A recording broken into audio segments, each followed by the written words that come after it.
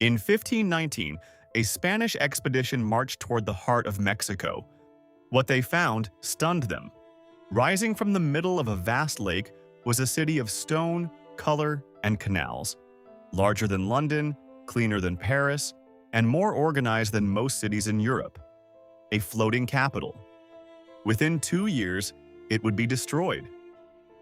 This is the story of how the most powerful empire in the Americas rose from water, and how that same water helped bring it down.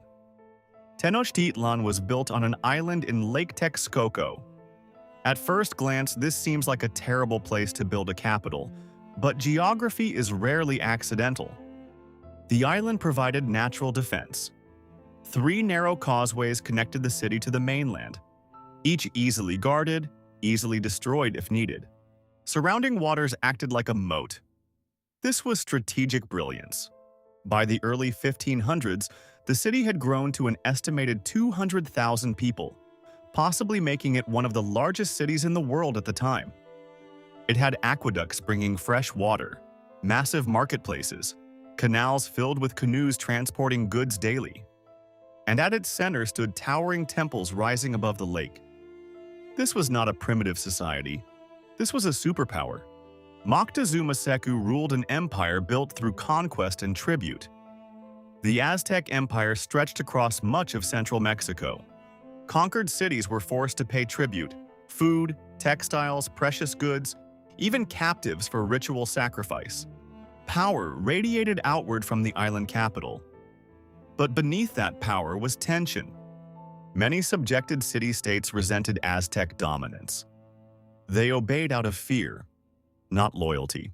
Still, the empire seemed unshakable. Its island capital appeared untouchable. Then, in 1519, strangers arrived from across the ocean. Hernán Cortés did not arrive with a massive army.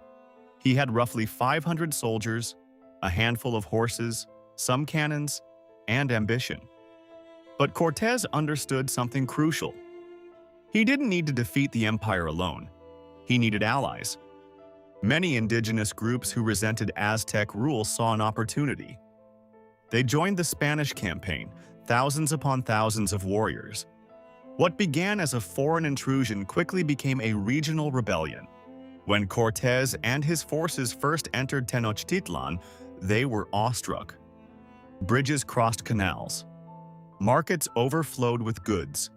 Temples pierced the sky. Moctezuma welcomed them, perhaps cautiously, perhaps strategically. But tension grew rapidly. A fragile peace collapsed into violence. The Spanish were forced to flee the city temporarily. But they would return, and this time they came prepared. As conflict escalated, something far more devastating than swords entered the city: smallpox. The disease spread rapidly through a population with no immunity. It killed nobles. It killed warriors. It killed leaders. Even Moctezuma would not survive the chaos that followed. The empire's command structure fractured. Its defenders weakened. And geography, once a shield, began to transform into a trap. In 1521, Spanish forces and their indigenous allies launched a full-scale siege of Tenochtitlan. They cut the causeways. They destroyed aqueducts. They blocked food supplies. The lake that once protected the city now limited escape. The narrow entry points that once provided security became choke points under attack. Fighting raged for months. Starvation set in. Disease continued to spread. Temple by temple, district by district, the city fell. In August 1521, the capital collapsed. The floating superpower was gone. The fall of Tenochtitlan was not inevitable. It was the result of converging forces, internal resentment, foreign alliances, disease, military strategy. But at the center of it all was geography. Geography created the empire's power, controlling trade routes, securing defense, concentrating authority. And geography enabled its destruction, isolating the capital, allowing siege, turning water into confinement. The island that made the empire formidable made it vulnerable. On its ruins, a new city would rise, Mexico City.